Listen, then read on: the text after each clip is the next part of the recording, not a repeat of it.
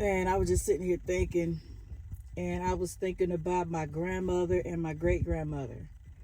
And I was just thinking that the grandmothers today are nothing like these grandmothers back in the day.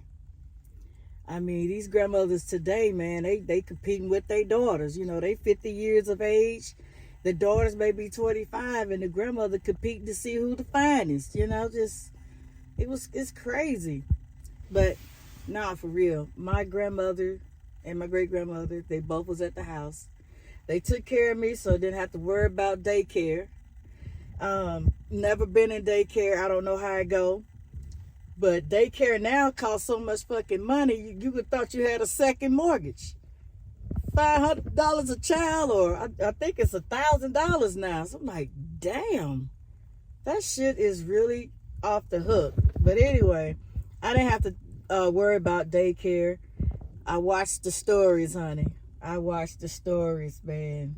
The Young and the Restless, Guided Light, As the World Turns. Oh, and The Bold and the Beautiful, man. A lot of those shows don't even come on no more. But, hey, you know, it was crazy, you know. I was like, damn. And it's crazy. I didn't even know how to read back then. But, you know, I knew it was the guiding light and all that stuff. And then after my great-grandmother watched their soap operas and shit, I would watch cartoons. And, you know, back then I watched Woody Woodpecker, Casper the Friendly Ghost, Felix the Cat, Tom and Jerry, and all those great cartoons that was worth watching. I mean, yeah, that was a beautiful childhood right there. But no, like for real, these grandmothers now, you know, they're young themselves and they still have to work. And it's just they have to work too. They're not really able to help the daughter with the child and stuff. And then now these daughters is talking crazy to their mamas about how to talk to their kids. You living with your mama and you telling your mama not to spank the child when he needs to be disciplined, or don't talk to him like that because he's doing stuff he ain't got no business doing. Now you got to get your shit. You got to get out. You gotta go, because bitch. you're not going to be at somebody else's house talking fucked up to them. I don't get it. I don't understand these grandmothers, and I don't understand these daughters for real, because the grandmothers that I knew, they didn't play that shit. The grandmothers that I knew, they would discipline the child, and if the mother didn't like it, she would discipline their ass too. So both of y'all get an ass whooping. So, hey, just let it be. Just let it be. But yeah, I love my grandmother and great grandmother. They provided. My great grandmother, she used to make things, make certain tonics and stuff when I was sick, because I had bronchitis real bad, and she made me take that old nasty cod liver oil. Oh goodness, man. Oh, I just wanted to pass out when I had to take it. Then you know how you had a measuring spoon, and it wasn't the little bitty one, it was the big spoon, the big tablespoon. And she was like, come on and get your medicine. I'm like, no, mama, I don't want it. Come on here, girl. And then I come. Open up. Boop.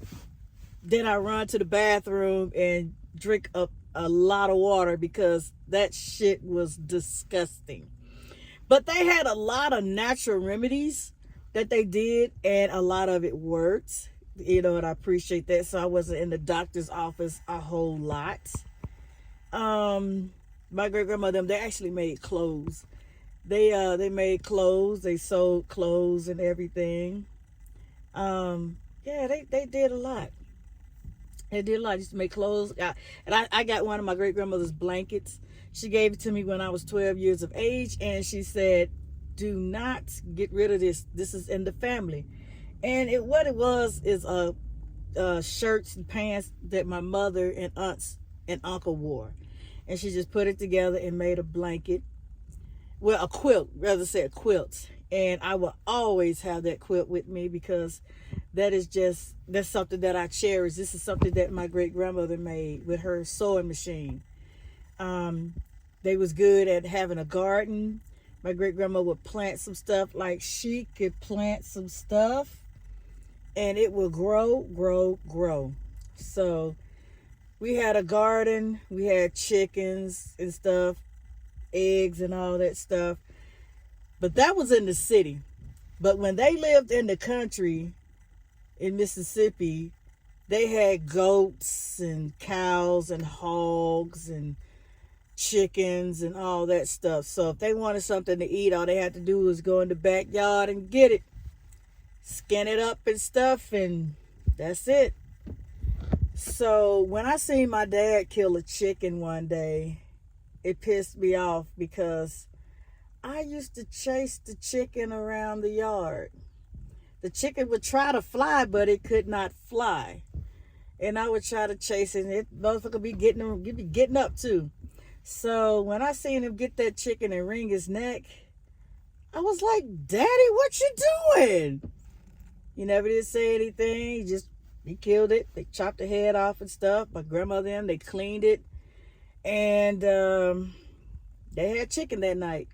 I didn't eat that chicken. You know, for me coming up, I always been very particular about things. But, you know, I was the first grandchild, so I got away with that shit. I was very, like, if it didn't smell right or didn't look right, I wasn't touching it. I was very, very picky. Now, mind you, my family, they eat pig feet and pig ears and all this stuff and all this crazy shit. I just wasn't going to eat it. If it stink, I wasn't touching it. If I wasn't familiar with it, nah. But anyway, I was just talking about the grandmothers and stuff, and I just see, you know, a lot of grandmothers, they're fighting their daughters, you know, because I see a lot of jealousy, a lot of envy. A lot of grandmothers do not want to age. They want to stay young. They want to stay 25, and then they get mad at their daughters because their daughters is a replica of them. They look just like them, and they're pretty, and they're living their life, and that's where all the stuff comes to. But my grandmother then wasn't like that. Thank goodness. They was just grandmothers, you know. And I appreciate having my grandmothers in my life. I met my granddad when I was 11. I was taller than him at the age of 11. I was like, good Lord. And my great granddaddy, I met him, how old was I? Probably about the same age. I think about the same age. But anyway, they were cool men. You know, they wasn't with my grandmother or great grandmother, but they was, for the most part, they was cool. I had no beef with them or nothing like that. But I just loved the ones who was there for me. But yeah, anyway, like I said, these grandmothers of today is nothing like the grandmothers back in the day. Peace.